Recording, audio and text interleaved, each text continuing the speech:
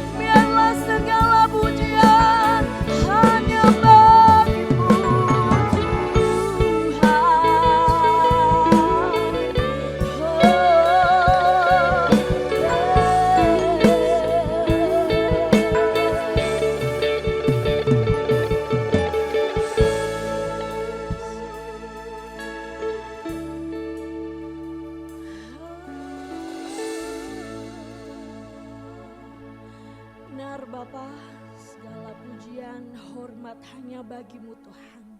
Kami mengucap syukur Tuhan untuk setiap anugerah yang Tuhan sudah beri atas hidup kami. Sungguh kami mengucap syukur Tuhan, apapun yang ada dalam hidup kami Tuhan, itu semua bukan karena kekuatan kami. Karena Engkau adalah Bapa yang baik, Bapa yang mengasihi kami, Bapa yang setia Tuhan. Sekarang tiba saatnya Tuhan kami untuk memuji dan memuliakan nama-Mu. Kiranya Engkau Tuhan bersuka atas puji-pujian kami. Kiranya Tuhan, apapun Tuhan yang kami naikkan Tuhan boleh menyenangkan hati-Mu Tuhan. Kami yakin dan percaya Tuhan pagi hari ini ketika kami datang dalam keadaan yang putus asa. Engkau sumber kekuatan kami, yang sakit Engkau sembuhkan Tuhan. Terima kasih Tuhan Yesus, terima kasih. Kami siap untuk memuji-Mu lebih lagi. Sama-sama yang percaya kita mau katakan amin. Shalom Bapak Ibu Saudara kasih Tuhan. Kita mau berikan salam kanan kiri depan belakang. Kita mau katakan Tuhan Yesus baik buat setiap hidup kita.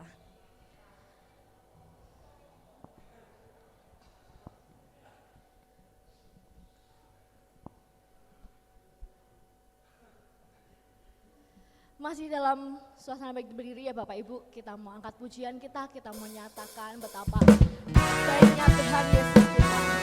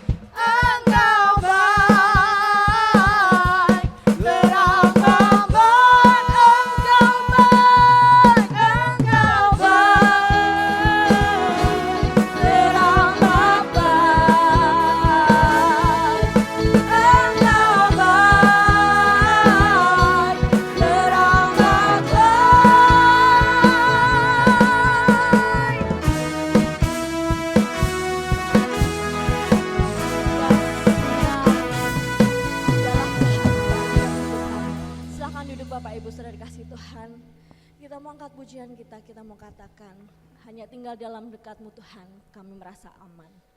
Engkaulah perisai kami.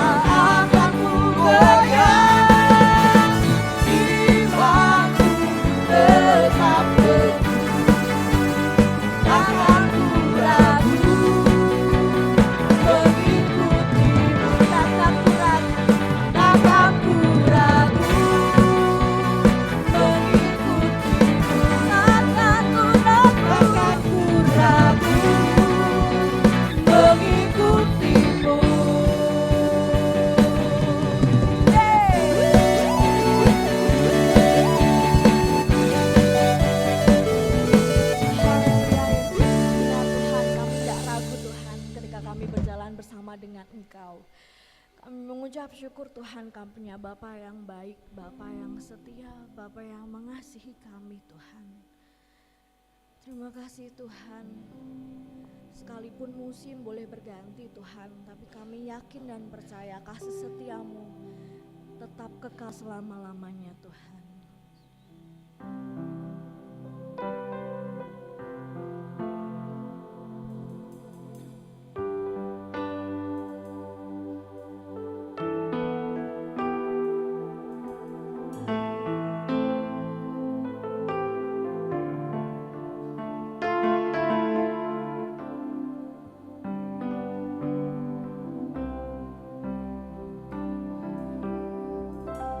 Musim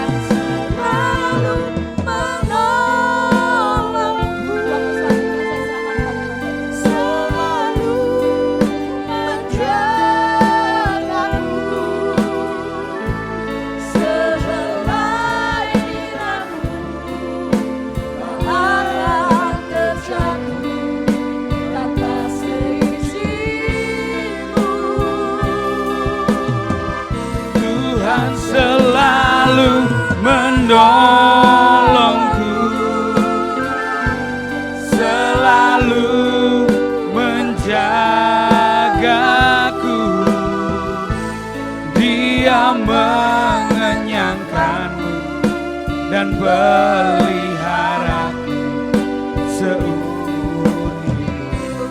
Kita katakan Tuhan selalu menolong kita. Tuhan selalu menolongku, selalu menjagaku,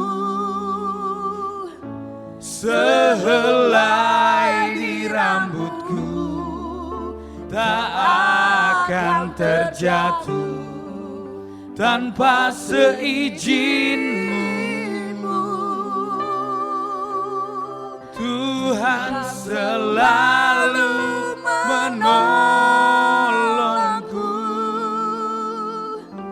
selalu menjagaku.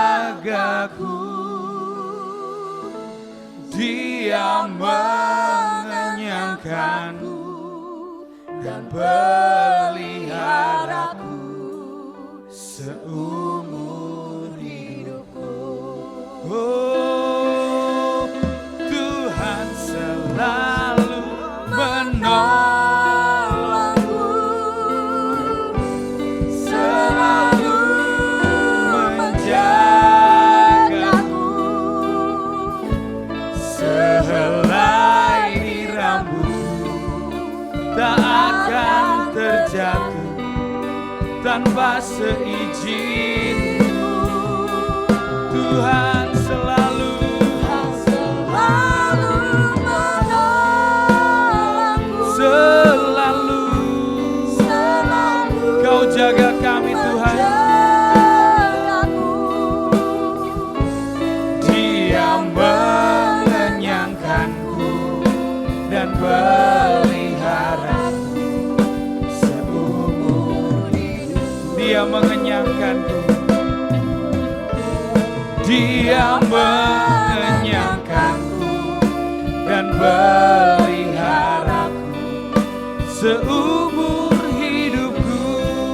Dia mengenyangkanku, Dia mengenyangkanku dan peliharaku seumur hidupku. Haleluya. Terima kasih Tuhan. Kami yang berada di sini dalam hadirat-Mu Tuhan,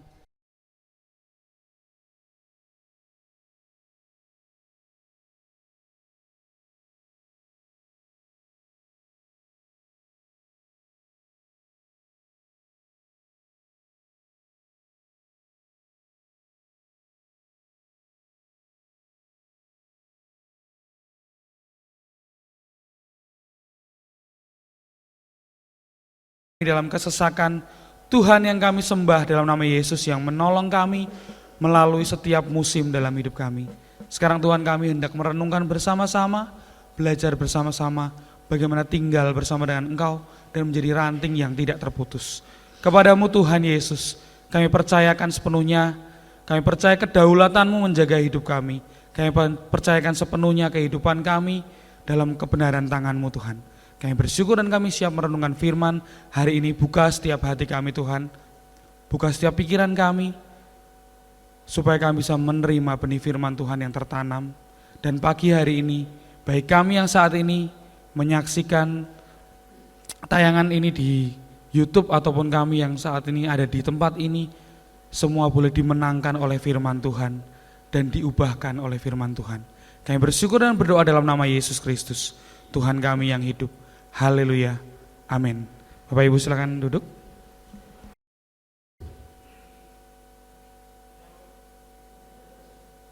Puji nama Tuhan. Saya sangat bersuka cita hari ini bisa bersama-sama membersamai Bapak Ibu yang dikasih Tuhan, jemaat yang terkasih, yang hadir di ruang ibadah ini dengan ucapan syukur karena kita dipersatukan dalam kasih Yesus. Adapun saya diberikan kesempatan dan juga waktu dari Bapak Gembala dan pengurus untuk kembali menyampaikan kebenaran firman Tuhan. Mari sama-sama kita akan membuka Alkitab kita akan buka di Yohanes 15. Yohanes 15 ayat 1 sampai 8. Cerita yang tidak asing Kita yang sudah lulusan sekolah minggu pasti tidak pernah terlewatkan cerita ini. Saya akan bacakan perlahan, mari kita menyimak bersama-sama.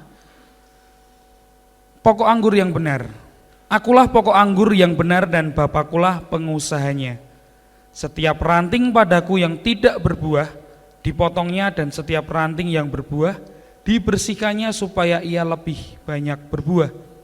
Kamu memang sudah bersih karena firman yang telah kukatakan kepadamu. Tinggallah di dalam aku dan aku di dalam kamu. Sama seperti ranting tidak dapat berbuah dari dirinya sendiri kalau ia tidak tinggal pada pokok anggur. Demikian juga kamu tidak berbuah jikalau kamu tidak tinggal di dalam aku. Akulah pokok anggur dan kamulah ranting-rantingnya. Barang siapa tinggal di dalam aku dan aku di dalam dia, ia berbuah banyak. Sebab di luar aku kamu tidak dapat berbuat apa-apa. Dan barang siapa tidak tinggal di dalam aku, ia dibuang keluar seperti ranting dan menjadi kering. Kemudian dikumpulkan orang dan dicampakkan ke dalam api lalu dibakar. Jikalau kamu tinggal di dalam aku dan firmanku tinggal dalam kamu, mintalah apa saja yang kamu kehendaki dan kamu akan menerimanya. Dalam hal inilah Bapakku dipermuliakan, yaitu jika kamu berbuah banyak, dan dengan demikian kamu adalah murid-muridku. Bapak Ibu yang terkasih, beberapa hari yang lalu saya mengambil laporan penerimaan peserta didik dari anak saya. Salah satu standar kompetensi yang saat ini sedang dikejar oleh sekolah-sekolah zaman sekarang adalah faktor kemandirian. Bagaimana di dalam rapor tersebut ada deskripsi atau penjelasan anak-anak zaman sekarang itu kalau di rumah dikasih tugas. Penguatan profil Pancasila berkaitan dengan kemandirian. Mereka diberikan tugas untuk bersih-bersih rumah. Jadi anak TK, anak SD itu ada beberapa tugas, ada tasking, ada to-do list yang harus mereka lakukan hari ini, mereka ngapain, hari Selasa ngapain dan segala macam. Salah satunya proyek kemandirian. Dan anak saya yang paling kecil yang TK itu sedang senang-senangnya mencuci piring dan juga menyapu. Kalau ada mamanya sedang bersih-bersih, dia ikut sambil mengisi tugasnya. Dia belajar. Kemarin ke tempatan Kekal, jemaat pulang dari rumah, anak saya yang perempuan dia ngepel teras, ya kan, dipel, terus mamanya nyapu, dipel, semuanya dipel karena lagi senang-senangnya bersih-bersih. Nah, salah satu standar kompetensinya adalah menunjukkan bahwa anak tersebut bisa mandiri, bisa mengerjakan tanggung jawab secara personal, tidak lagi menggantungkan kepada orang tuanya. Oh, bersih-bersih piring kamu sendiri dicuci, kalau kamu habis makan kamu bersihkan mejanya dan segala macam. Nah, dalam kehidupan sehari-hari kita sering berusaha untuk disuruh mandiri. Dari kecil kita punya didikan dari orang tua, kamu harus bisa bertahan, kamu harus kuat, kamu harus tough. Semua anak di tempat ini yang pernah jadi anak ya, nggak mungkin tidak pernah. Masih orang tuanya pasti akan mengatakan hal yang serupa. Ayo kamu harus kuat. Sampai kapan kamu mau manja-manja sama mama, sama papa? Kamu harus bisa berdiri di kaki sendiri, berdikari. Karena besok kehidupan akan keras dan segala macam. Dari kecil kita disounding. Ayo mandiri, ayo mandiri. Ayo bisa bertahan dengan kekuatan sendiri. Nah, orang tua akhirnya menghubungkan dengan apa? Ketika mereka sudah tidak hadir bersama-sama dengan kita, mereka tidak khawatir lagi bagaimana anak tersebut harus berjuang sendiri dalam hidupnya. Semua dibekali seperti itu. Walaupun beberapa di antara orang tua selalu mempersiapkan entah tabungan, entah warisan, entah wejangan untuk anaknya supaya bekerja kerasnya tidak lebih berat. Semua tapi menuntut anaknya untuk mandiri. Di suatu film saya melihat ada anak yang ditinggalkan orang tuanya tidak siap, kuburan orang tuanya dilus-lus terus, jangan tinggalkan saya, maafkan saya dan segala macam. Karena kebergantungan dengan orang tuanya.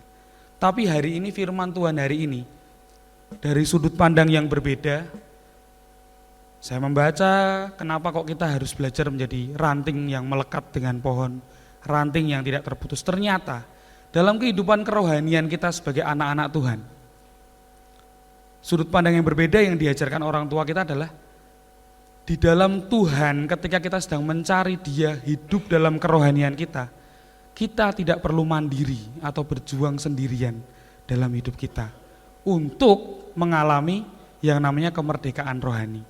Tuhan sendiri mengatakan menempellah, bergantunglah. Bukan berarti kita mengambil sikap, saya mau manja dalam Tuhan, apa-apa saya mau manja sama Tuhan, itu bukan. Poin penting yang perlu kita garis bawahi antara kemandirian dan rasa manja. Rasa manja itu adalah deskripsi dari orang yang hanya berpikir untuk egonya sendiri, hanya untuk kepentingannya dia. Maka anak yang manja kalau dia masuk ke minimarket atau ke pasar swalayan, yang dia inginkan adalah yang dia ambil. Dia tidak akan memikirkan tentang kepentingan orang tuanya, kebutuhan orang tuanya, dia hanya menginginkan sesuatu yang memang dia inginkan saat itu dengan cara apapun. Ada yang gelesot-gelesot, ada yang gulung-gulung, ya kan? Itu manja. Tapi hari ini Tuhan mengatakan untuk mendapatkan, untuk mengalami sebuah kenyamanan spiritual atau kerohanian kita, Tuhan sendiri mengatakan bergantunglah. Ini sangat dianjurkan dan diperintahkan oleh Tuhan untuk kali ini. Nah, untuk kali ini kita semua yang sudah dididik orang tua kita untuk mandiri apa-apa sendiri di dalam Tuhan Yesus, justru Tuhan mengatakan, ayo menempel, ayo hidup di dalamku, ayo bersama denganku. Bukan berarti untuk membuat kita menjadi lemah. Justru karena Tuhan menginginkan kita untuk selalu kuat, kita harus menempel pada pokok anggur yang benar. Jadi poin pertama yang ingin saya sampaikan hari ini, untuk setiap kita yang saat ini masih merasa mampu berjuang sendirian, mengatasi setiap dosa, kegagalan, kejatuhan, dan merasa bisa membangkitkan diri kita sendiri dan keluar dari hal itu, berhenti dan bertobat bahwa Tuhan memanggil kita untuk bersama dengan Dia, menyelesaikan bersama dengan Dia. Oh, saya bisa, tenang saja. Mengampuni tidak bisa dikerjakan seorang diri. Saya butuh waktu untuk memaafkan orang itu, saya butuh waktu untuk mengampuni orang itu. Berikan saya waktu sendiri. Tanpa kehadiran dan juga pertolongan tangan Tuhan, melepaskan pengampunan adalah hal yang mustahil. Karena hati manusia begitu rapuh. Bagaimana dia dilukai, bagaimana dia disingkirkan, bagaimana dia dianggap rendah, mungkin itu menyakiti hati kita. Jadi kita seringkali membohongi diri kita, saya bisa sendiri, saya nggak butuh pertolongan dari orang lain, hanya saya saja yang bisa melakukan. Nanti kalau saya sudah siap, saya akan berangkat beribadah lagi. Saya butuh waktu. Yang kita butuhkan bukan waktu, yang kita butuhkan adalah Tuhan. Maka setiap kita yang saat ini sedang berjuang dengan kelemahan hati kita, kelemahan kerohanian kita, Tuhan panggil kita untuk membersamai Dia. Hidup di dalam Dia akan memberikan kita kesegaran, membangkitkan gairah kita untuk mengampuni. Sehingga dikatakan mengampuni adalah perkara yang mudah saat kita hidup melekat dengan Tuhan. Segala toksik atau racun dalam hati dan juga diri kita secara otomatis akan terdetoksifikasi, akan terfilter. Karena apa? Kita tidak akan nyaman dengan sesuatu hal yang berkaitan dengan permusuhan, sesuatu hal yang membuat kita terlibat dengan pertengkaran. Hati ini pasti tidak akan merasa nyaman dan damai. Karena apa? Karena kita tahu standar hidup kita adalah pokok anggur yang benar, yaitu Yesus. Hari ini Tuhan memberikan sudut pandang bahwa hidup dengan Tuhan itu bukan pilihan. Hidup dengan Tuhan adalah sebuah perintah, sebuah tantangan untuk kita bisa tinggal. Yang dikatakan namanya tinggal itu bukan mampir. Kehidupan manusia yang mengenal Tuhan Yesus itu tidak bisa dikatakan hanya mampir ngombe, tidak bisa dikatakan hanya singgah. Mengizinkan Tuhan Yesus singgah sejenak, sehingga kita tidak memerlukan Tuhan, Tuhan boleh pergi lagi. Nah, panggilan hidup menjadi seorang yang dikatakan ranting itu bukan perkara tentang singgah, tapi menetap, tinggal, mengizinkan. Kata tinggal itu berarti bersama-sama, ada di situ, bersama-sama dalam satu lingkupan yang sama. Kalau dikatakan pokok anggur dan ranting itu berarti kan satu kesatuan pohon. Tidak bisa rantingnya ada di utara, pohonnya ada di selatan. Itu tidak bersama. Nah, di dalam Tuhan butuh sebuah komitmen yang jelas. Kalau mau diubahkan, kalau mau dipangkas, kalau mau dibersihkan, itu berarti harus benar-benar menempel dan juga ada di situ bersama dengan pokok anggur yang benar. Dengan kekuatan sendiri mau meraih keselamatan juga tidak bisa.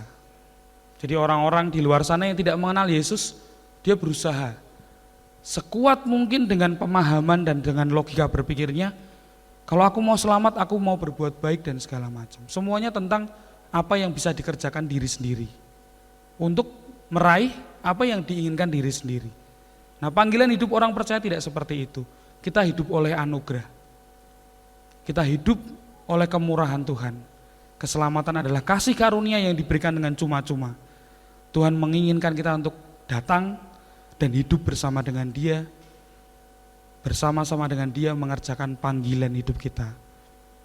Sehingga ranting yang benar-benar menempel dan tumbuh bersama dengan pokoknya akan menghasilkan buah yang lebat. Hidup yang bergantung bukan serta-merta hidup yang penuh dengan rasa manja, saya tadi bilang itu.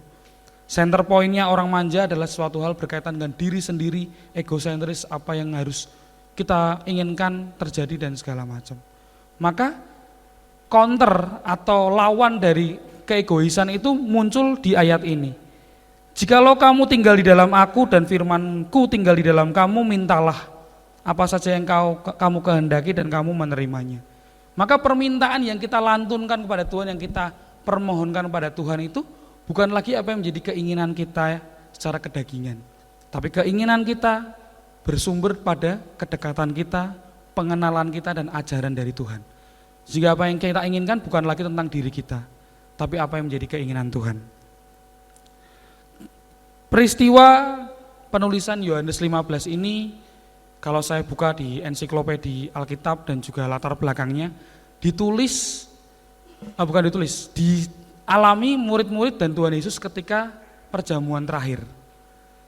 Jadi perjamuan terakhir itu terjadi diskusi, terjadi persekutuan di situ. Malam di mana Tuhan Yesus sebelum disalibkan, ada situasi yang cukup menegangkan. Dan pastinya kita sepakat, orang yang sudah tahu atau orang yang sudah paham bahwa ajalnya sudah dekat, kematiannya sudah dekat, apa yang ingin dibicarakan pasti hal yang penting. Kalau kita pernah mengalami kehilangan kakek kita, orang tua kita, ketika dia akan dipanggil Tuhan, dia selalu memberikan wejangan, hidup yang baik, hidup yang benar, hidup yang kudus dalam Tuhan. Kalau dagang jangan curang dan segala macam. Yang ingin disampaikan orang-orang yang sisa waktunya itu terbatas, itu pasti hal yang penting. Tuhan Yesus pun mengatakan dan juga berbincang-bincang dengan murid-muridnya. Dia bilang, ya kan, saya ini mau menyelesaikan tugas saya. Ada hal yang perlu disampaikan. Jadi kalau kita baca dari ayat pasal 14, 13 sampai ke 15 ini, banyak pembicaraan Tuhan Yesus tentang mengasihi Tuhan. Nah, kalau di perikop ini dikatakan tentang hidup tinggal dengan Tuhan. Karena sesaat setelah itu Tuhan Yesus akan mati di kayu salib. Mungkin mereka merasakan kekosongan, akan merasakan kekosongan. Maka Tuhan mengatakan, kamu harus terus tinggal di dalam aku. Ada pesan-pesan penting yang Tuhan ingin sampaikan dengan sederhana, dengan lugas. Bahwa perumpamaan saat itu dia kaitkan dengan kondisi agraris waktu itu. Kenapa menggunakan perumpamaan pokok anggur? Karena itu adalah kegiatan sehari-hari orang Israel. Kalau zaman sekarang mungkin Tuhan Yesus sedang bersama dengan kita, kalau memberikan perumpamaan ya mungkin banyak situasi yang akan dikaitkan dengan hari-hari kita. Akulah sumber wifi, ya kan, kalau kamu ingin bisa berselancar dan mencari informasi yang penting di internet, kamu harus punya koneksi, terhubung. Kan tema kita berminggu-minggu ini tentang terhubung dengan Tuhan. Wifi itu kan bisa dimengerti, oh iya ya, kalau saya mau mencari sesuatu atau dekat, saya harus terhubung. Mungkin juga kalau Tuhan Yesus saat itu bersama-sama dengan murid-murid yang adalah seorang teknisian, saya masih ingat perumpamaan Pak Lukman, Ini ada sumber daya, ya kan? Kalau tidak terhubung, saklarnya, stop kontaknya, listriknya, AC yang harusnya dingin, jadi tidak bisa dingin karena tidak ada sumber listriknya. Akulah sumber listrik itu, ya kan? Dan kamulah barang elektroniknya.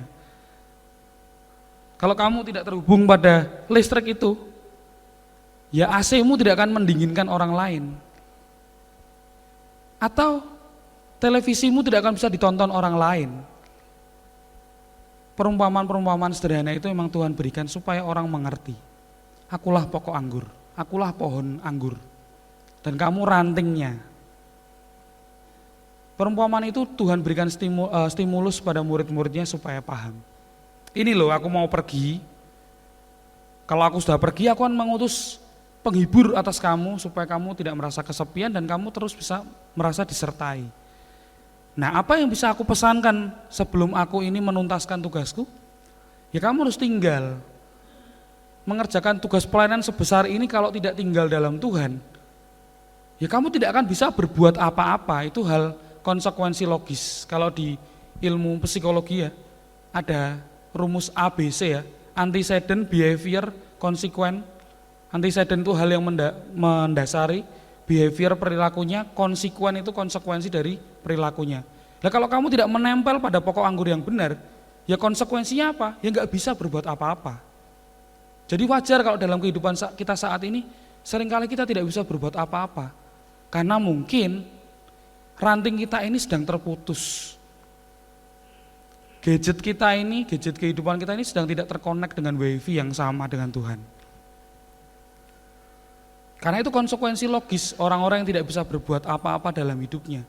Karena sedang tidak terhubung dengan sumber kekuatan itu sendiri. Menghadapi saat-saat terakhirnya, pesan yang disampaikan Tuhan Yesus kepada murid-murid pasti bukan omong kosong. Enggak mungkin sebelum dia meninggalkan murid-muridnya dia malah tebak-tebakan. Enggak mungkin dia mengatakan hal yang basa-basi. Tuhan Yesus membuka forum diskusi. Ngomong yang penting, memberikan wejangan, supaya tidak salah langkah, supaya ada tips and trick untuk bisa menghadapi masa-masa di mana dia tidak bisa mendampingi secara fisik dengan murid-muridnya. Maka kamu harus tinggal dalam aku dan aku tinggal dalam kamu. Metafora atau perumpamaan kontekstual ini bisa menolong untuk setiap murid-muridnya memahami. Walaupun proses pemahaman manusia tidak bisa instan.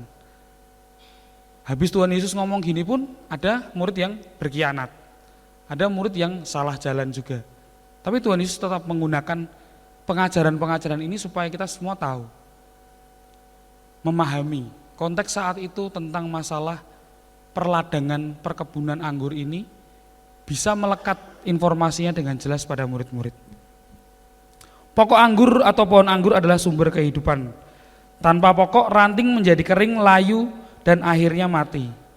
Ayat pertama mari kita lihat, kita tampilkan. Hal pertama yang bisa kita kerjakan kalau kita mau menjadi ranting yang tidak terputus, ayat pertama bisa ditampilkan. Akulah pokok anggur yang benar dan Bapakulah pengusahanya. Kalau kita telaah, kita melihat akulah pokok anggur yang benar, jelas. Pada masa-masa itu mungkin ada sumber atau pokok anggur yang tidak benar. Makanya Tuhan Yesus memberikan sebuah batasan, akulah pokok anggur yang benar. Karena ada teladan sumber yang keliru. Ada sumber yang tidak sama dengan yang Tuhan ajarkan atau ada sumber yang tidak sama dengan yang Tuhan ingin sampaikan. Makanya kamu harus kritis, kamu harus lihat, akulah pokok anggur yang benar dan Bapakulah pengusahanya. Tuhan bilang akulah pokok anggur yang benar dan pokok anggur yang benar ada campur tangan Bapaknya. Jadi ada pembagian peran. Yesus yang adalah pohonnya, Bapakulah adalah pengusahanya. Kalau bahasa aslinya vine dresser atau pengusaha atau petani anggurnya. Jadi ada peran yang jelas untuk menjadi ranting yang tidak terputus. Kita harus tahu perannya yang jelas. Ada peran-peran yang jelas untuk kita bisa hidup dalam Tuhan itu kita harus sadari. Ada peran Yesus sebagai sumbernya dan Bapa sebagai pengusaha. Jadi ada keterlibatan aktif antara para member ini. Kita itu member sebagai perannya sebagai ranting, Tuhan Yesus sebagai pokok anggur, sumber kehidupannya pohonnya. Bapa adalah pengusahanya. Dengan tidak memahami ini, kalau kita tidak memahami peran masing-masing antara kita dengan Tuhan, ya jelas ranting kita tidak akan bisa berbuah lebat. Karena ketidakjelasan peran. Sama seperti studi sosiologi. Seorang ayah yang seharusnya dalam strata sosialnya dia bekerja, dia di rumah tidak bekerja dan menggantungkan pekerjaan kepada ibu, anaknya akan mengalami yang namanya distraksi atau melihat ada suatu hal yang aneh dan berbeda. Kok ayah harusnya bekerja, ibu mungkin di rumah, pasti ada kebingungan. Kebingungan peran ini akan menyebabkan hal-hal yang mungkin di kemudian hari bermasalah. Nah, sama dengan kita kalau kita tidak mengetahui peran bahwa kita ini ranting, kita itu bukan pokok anggur. Pokok anggurnya Yesus. Jadi ingat, jangan sampai kita salah peran. Selama ini kalau kita menempatkan kitalah pokok anggur, ya maka yang jadi sumber kehidupan kita ya keinginan kita tentang segala sesuatu tentang kita. Tapi di sini jelas akulah pokok anggur. Jadi Tuhan menyatakan batasan yang jelas. Ya aku ini pokok anggur, kamu ini ranting. Ya perannya jelas ya. Kalau di kantor atasan saya bilang ya saya nih atasanmu, kepala tokomu, kamu bawahanku. Ada tugas-tugas yang jelas yang harus kamu kerjakan. Saya bisa mengerjakan tanggung jawabmu, tapi tanggung jawab saya kalau kamu kerjakan kamu belum bisa. Sama dengan Tuhan Yesus yang mengatakan, aku ini pokoknya. Jadi jelas kalau saat ini kita sedang menggeser peran pokok anggur, yang harusnya peran itu diperankan oleh Yesus, malah kita perankan, ya kacau. Selamanya tidak akan berbuah. Karena kita ini adalah ranting. Ranting tidak bisa menghasilkan buah. Tapi ranting yang menempel pada sumbernya, ada nutrisi-nutrisi yang tersalur ke situ, sehingga tunasnya, bunganya, buahnya mulai muncul. Sehingga batasannya jelas. Tidak lagi kita mengklaim, self-proclaim, yang menghasilkan buah itu ranting loh, karena dia kan menempelnya ke ranting. Bukan, Tuhan mengingatkan, yang membuat berbuah, itu adalah pokok anggurnya. Rantingnya itu sebagai sarana di mana buah itu muncul.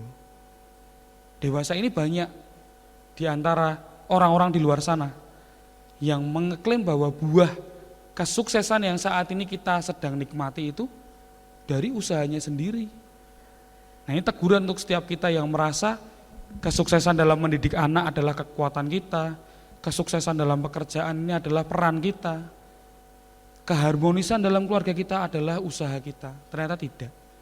Buah dari apa yang saat ini sedang kita nikmati ini adalah karena sumbernya, pokok anggurnya. Jadi wajar jika tidak berbuah karena salah satu hal yang menyebabkan kita tidak berbuah adalah sumber kita yang menempel bukan Yesus. Bisa jadi kita, bisa jadi pokok anggur yang lain, bisa jadi pokok anggur yang salah. Maka Tuhan menegaskan, akulah pokok anggur yang benar. Salah satu terjemahan yang lain berkata, the true vine, the genuine vine. Artinya ini yang asli, ini yang original, ini bukan KW. Tuhan Yesus juga paham. Ada penyesat-penyesat, ada situasi yang akan membuat kamu bimbang, ada situasi yang akan membuat kamu ragu, tapi akulah yang harusnya jadi sumber kehidupan kamu. Sampai sini jelas, murid-murid menangkap, oh oke. Ada sebuah diskusi yang jelas pada waktu itu. Kita lompat ke ayat yang kelima, mari tampilkan ayat yang kelima. 8 ayat ini akan kita ulik bersama-sama. Akulah pokok anggur dan kamulah ranting-rantingnya, barang siapa tinggal dalam aku dan aku di dalam dia, ia berbuah banyak sebab di luar aku kamu tidak dapat berbuat apa-apa. Tokoh-tokoh tadi jelas, ada Yesus, ada Bapa, ada kita, peran yang jelas. Sadari bahwa kita ini adalah branch. Kalau sebuah toko atau sebuah perusahaan membuka cabang, Pak Supri punya cabang di mana-mana. Kalau salah satu cabang itu tidak sevisi dengan kantor pusatnya, ya ngapain? Ya kan? Ini adalah sebuah visi yang ditularkan. Kalau kita punya visi misalnya membuat sebuah pelaporan pajak yang transparansi, salah satu cabang ketika diaudit ternyata mereka mengalami yang namanya fraud atau sebuah kecurangan, ya pasti dari kantor pusat akan marah. Loh, ini nggak sesuai sama visi kita, nggak ada itu gratifikasi, nggak ada itu seperti ini. kamu sudah tidak sesuai dengan visi yang perusahaan kita kerjakan. Maka cabang atau ranting ini tuh harus benar-benar sesuai dengan arahan dari pusatnya. Pasti kita yang saat ini sedang bekerja, kalau punya perusahaan, kalau punya usaha, ada orang lain yang kita percayakan dan cabang itu tidak sesuai dengan yang menjadi visi dari perusahaan pusatnya. Ya jelas, tinggal menunggu waktu, cabang itu akan tutup atau tidak sesuai dengan arahan dari pusatnya. Ya kalau memang mau buka cabang dengan cara yang lain, dengan komoditas yang lain atau value yang lain, ya jangan pakai label perusahaan dengan nama X. Bikin perusahaan sendiri, bikin dengan visi misi yang kamu inginkan. Dan padahal kalau kita kaitkan dengan ini, kalau kita membuat sebuah arahan tersendiri, ya jelas berarti hidup kita tidak dengan pusatnya Kristus. Berarti kita tidak sedang menempel dengan pokok anggur yang benar. Cabangnya kita tuh harusnya sesuai dengan arahan dari pusat perusahaan kita, yaitu Yesus. Visi misinya jelas, apa yang dikerjakan arahannya jelas. Kalau kita sudah tidak sesuai dengan hal itu, berarti kita tidak sedang menempel dengan sumbernya. Kita lompat ke ayat yang kedua. Naik lagi, habis turun naik. Ayat yang kedua dikatakan, setiap ranting padaku yang tidak berbuah dipotongnya, dan setiap ranting yang berbuah dibersihkannya supaya ia lebih banyak berbuah. Jadi waktu itu proses perkebunan, atau kalau kita mau melihat seorang petani anggur, dia kalau mau membersihkan dia bawa gunting yang khusus untuk memotong dahan ranting, dipotong. Kenapa? Karena kalau ranting tersebut tidak dipotong yang malnutrisi atau tidak mendapat nutrisi atau yang tidak berbuah, ranting-ranting yang berbuah akan terpengaruh karena nutrisinya terbagi. Cabang-cabangnya ada yang tidak sesuai, maka perlu untuk dipotong. Nah kalau yang sudah berbuah dibersihkan lagi. Yang dipotong diapain? Ya sudah, kalau yang dipotong sudah tidak menempel, rantingnya jadi kering, layu, ya tinggal dibakar. Ini bukan sebuah ancaman. Ini bukan sebuah ancaman untuk setiap anak Tuhan yang undur kerohaniannya, bukan. Ini sebuah himbauan. Ini sebuah teguran. Bahwa lambat laun kehidupan kita akan menjadi layu dan kering saat kita memang sudah tidak mengerjakan tugas kita sebagai cabang atau ranting yang benar. Bisa jadi kalau kita tidak dipotong oleh Tuhan sendiri, Bapa sendiri, kita akan menghambat pertumbuhan ranting yang lain. Makanya ranting ini tuh punya sebuah pembagian tugas yang jelas. Nutrisinya harusnya disebarkan, ya kan? Akar itu mencari nutrisi, naik, segala macam disebarkan sari-sarinya, sehingga nutrisinya terpenuhi, rantingnya bisa menyalurkan nutrisi itu untuk mengeluarkan buah. Kalau tidak berbuah, ya dipotong. Pilihannya hanya dua, dibersihkan atau dipotong. Yang tidak berbuah, rantingnya dipotong, dan yang berbuah akan dibersihkan. Sistem ini dinamakan pruning, pembersihan dahan-dahan atau ranting anggur namanya pruning. Bagian penting dari budidaya anggur, pemilik kebun anggur akan memangkas ranting-ranting yang tidak produktif. Nah, jadi anak Tuhan harus produktif, tidak hanya di pekerjaan. Kerohanian kita tuh butuh digali, butuh untuk terus di maintenance, butuh untuk terus diolah supaya produktif. Orang-orang yang tidak produktif lama-kelamaan pasti akan mengalami namanya kemerosotan. Gak produktif kok merosot. Nah sama, harus produktif ranting-rantingnya supaya nutrisi tidak terbuang sia-sia. Ini memungkinkan ranting-ranting yang baik untuk lebih kuat dan menghasilkan buah yang lebih banyak. Itu ada tekniknya. Maka kalau di kantor, di ajaran dari atasan saya, bina 1, bina 2, binasakan, ya kan? Artinya apa? Jadi di maintenance, dikasih sebuah olahan, dikasih sebuah pengajaran yang sehat, dikasih sebuah teguran, dikasih sebuah bimbingan. Ini juga ternyata adalah prinsip yang alkitabiah juga. Bahwa kita ini kalau kita sedang berbuah, mungkin buahnya pertamanya tidak terlalu lebat, tapi berbuah. Dibersihkan nih, karena ada kata-kata supaya buahnya lebih lebat. Jadi Tuhan menghargai sebuah hasil yang mungkin bagi banyak orang tidak terlalu banyak. Tuhan dengan telaten dibersihkan lagi supaya yang kemarin buahnya 1-2 biji dibersihkan, oh ini masih ada potensi nih, dibina. Keluar buahnya lebih banyak.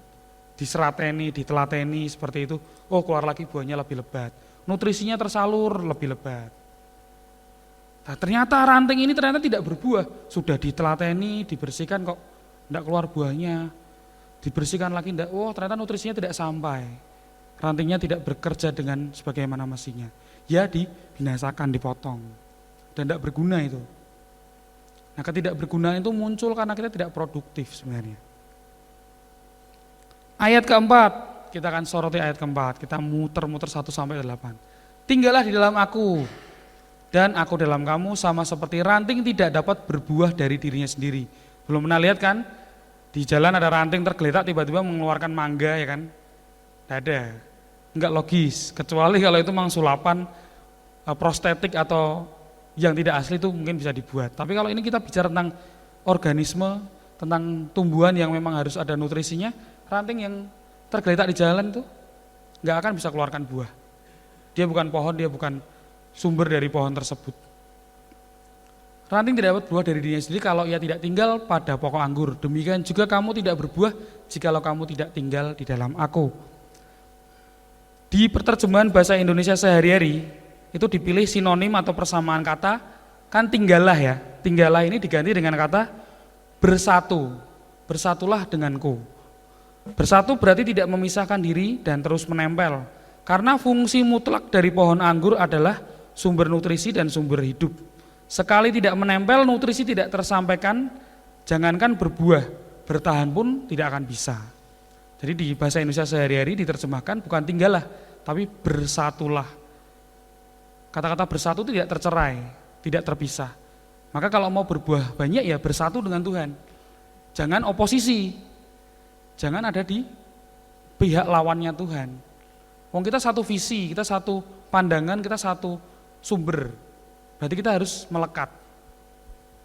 Kita harus berada bersama-sama dengan circle atau lingkaran itu, bersatu. Supaya berbuah yang harus bersatu. Dan jika pada nantinya kita mampu berbuah, bukan karena kita itu sebagai reminder.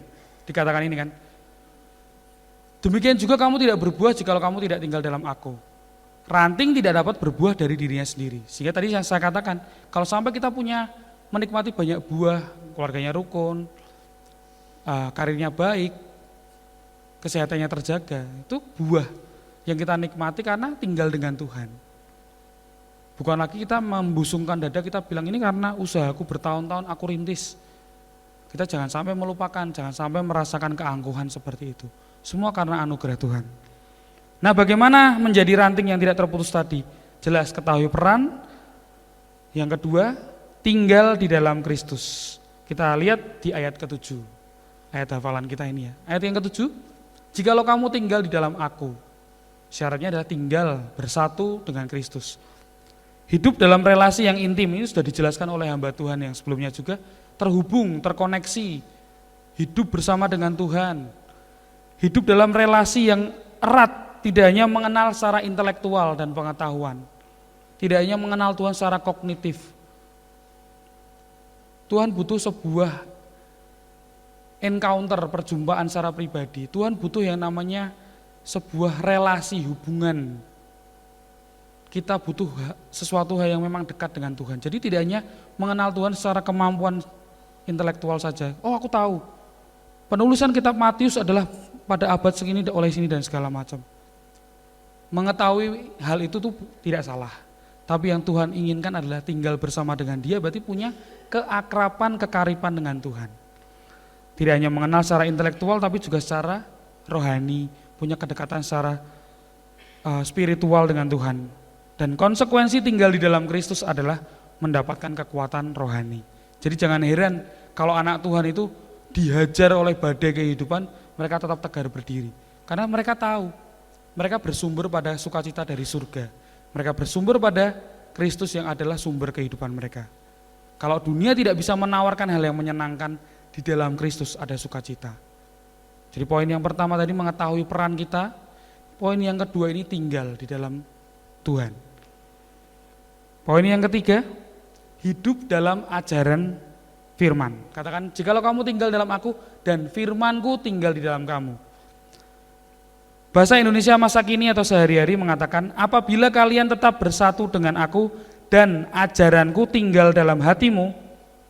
Jadi apabila kita bersatu dan ajaran Tuhan tinggal dalam hati kita, mintalah kepada Bapa apa saja yang kalian mau, permintaanmu akan dipenuhi.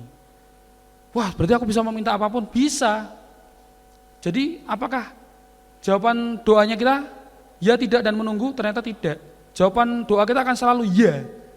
Ya, apabila memang kita hidup dan tinggal menyelaraskan apa yang menjadi keinginan kita yang adalah keinginannya Tuhan. Masa keinginannya Tuhan? Jawabannya tidak. Masa Tuhan membiarkan kalau kita meminta sesuatu yang berkaitan dengan pertumbuhan rohani kita, Tuhan menolak? Maka yang kita minta, yang kita harapkan itu pasti tidak jauh-jauh dari apa yang Tuhan ajarkan. Kalau kita berdoa, saya ingin menindas perusahaan sebelah, itu nggak bakal dikabulkan, kan itu berkaitan dengan muatan agenda pribadi. Tapi kalau kita meminta, Tuhan berikan saya tanggung jawab untuk mengerjakan, supaya saya bisa jadi berkat di tempat saya berada. Masa Tuhan menolak? Mari Bapak Ibu yang terkasih dalam Tuhan, bersatu dengan Tuhan dan tinggal dalam ajarannya dalam hati kita. Ajarannya Tuhan. Yang keempat, bagian yang terakhir. Ranting yang putus adalah ranting yang tanpa nutrisi, kering dan terpangkas. Maka untuk menjadi ranting yang tidak terputus, maka berbuahlah. Jadi konsekuensi logis, kalau kamu berbuah, kamu gak akan putus. Bagaimana cara menjadi ranting yang tidak terputus selain tinggal dengan Tuhan, bersatu dengan Tuhan, mengenali bahwa kita ini ranting, hidup dalam ajaran Tuhan, ya jelas kita tidak akan jadi ranting yang terputus kalau kita berbuah. Lalu kita berbuah, kita menghasilkan, kita produktif, nggak mungkin kita diselesaikan kontraknya dengan Tuhan.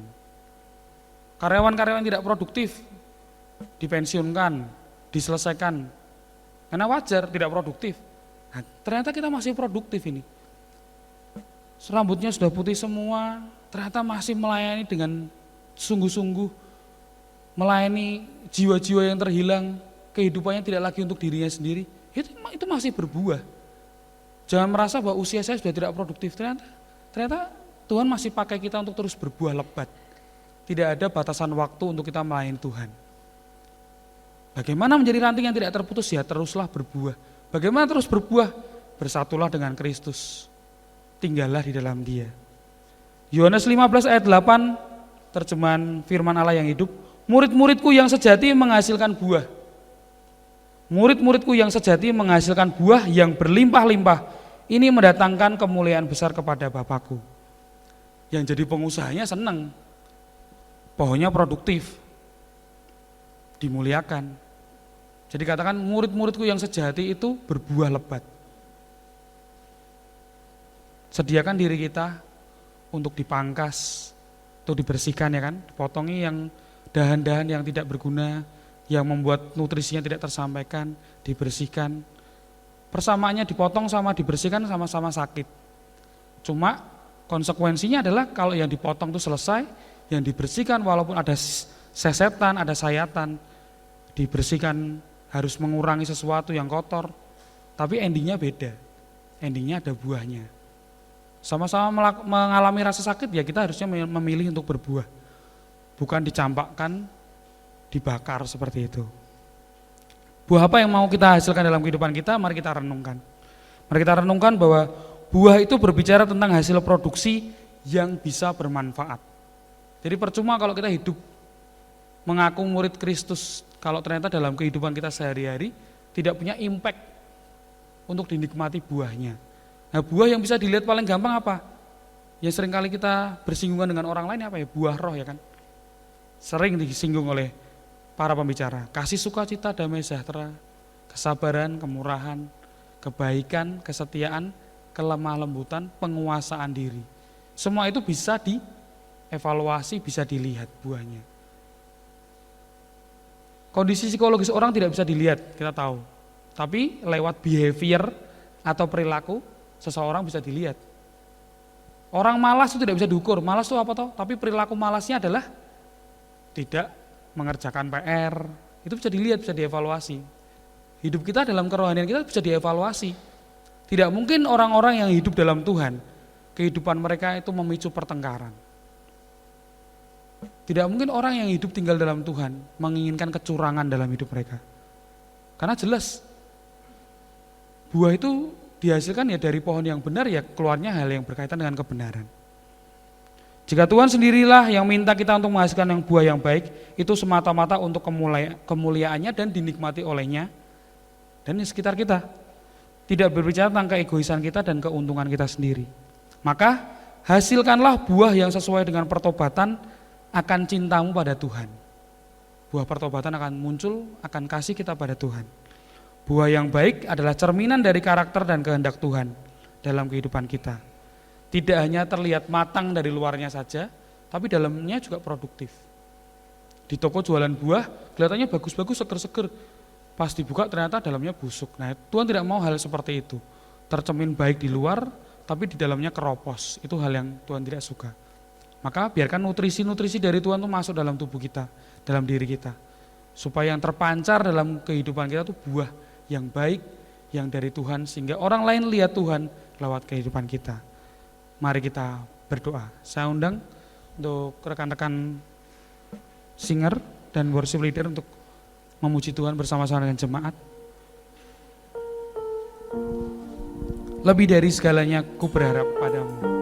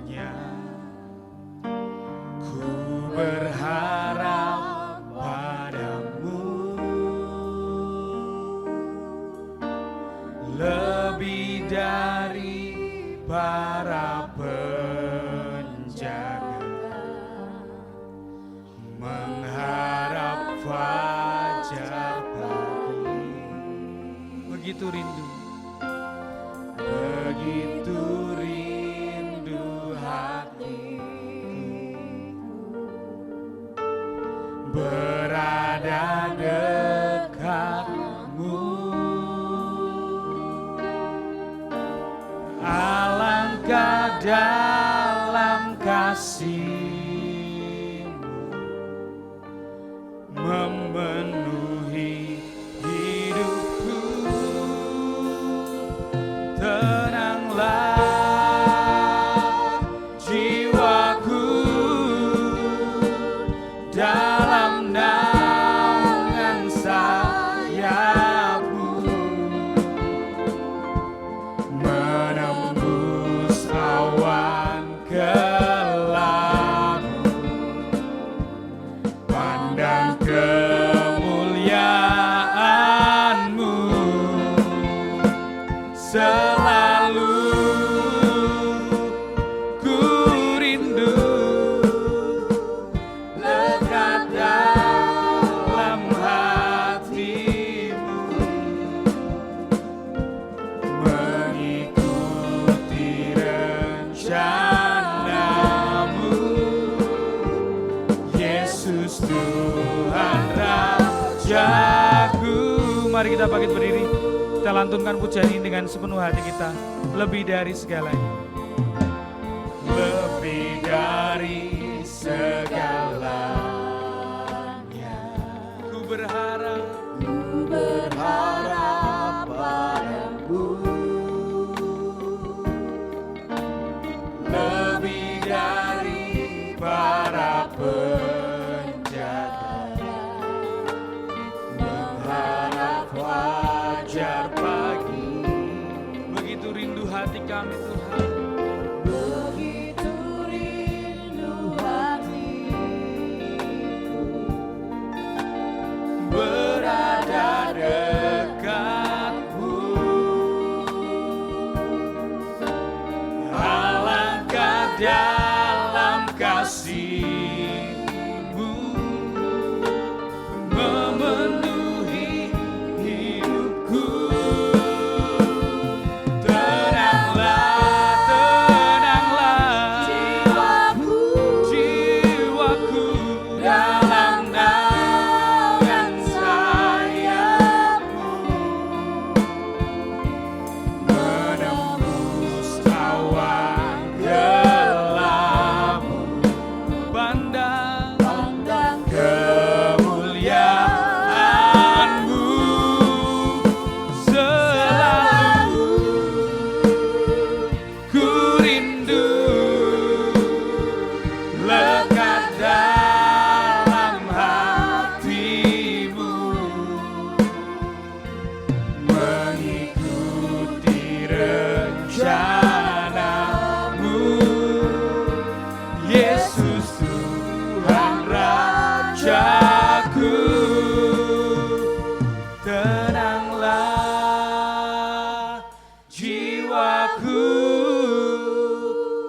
dalam naungan sayap-Mu, menembus awan gelap-Mu, pandang kemuliaan-Mu, selalu ku rindu lekat dalam hati-Mu, mengikuti rencana-Mu, Yesus Tuhan Rajaku, mengikuti rencana-Mu, mengikuti rencana-Mu, mengikuti rencana-Mu, Yesus Tuhan Rajaku. Haleluya.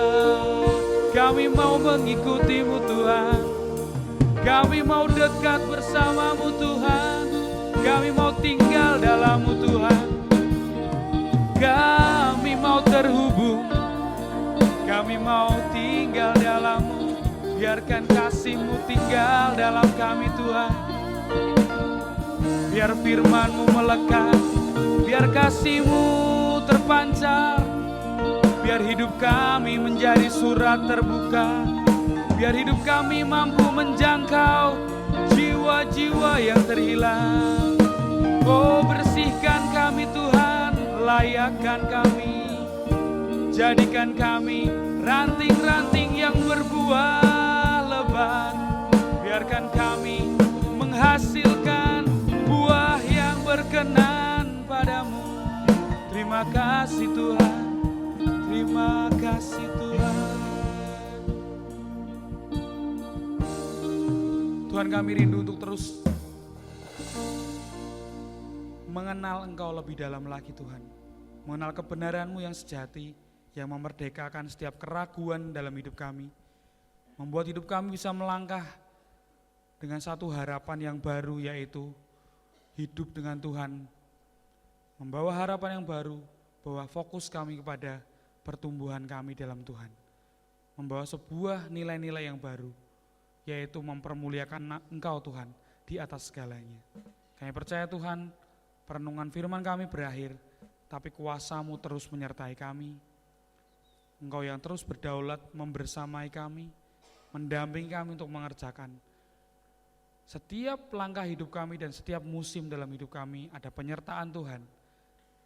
Kami sambut uluran tangan Tuhan yang mendekap kami untuk terus dalam jangkauan pelukan hangat-Mu Tuhan, supaya kami bisa mengerjakan tugas panggilan hidup kami.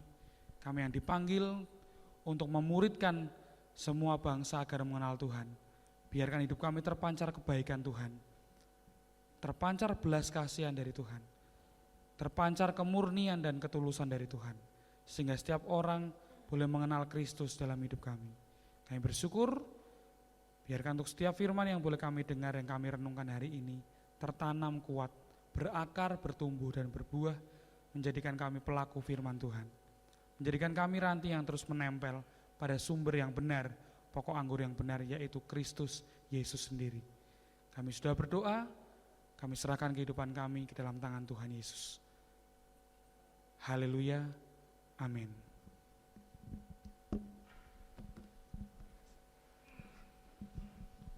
Baik Bapak Ibu, kita akan menyimak Wartas Pekan.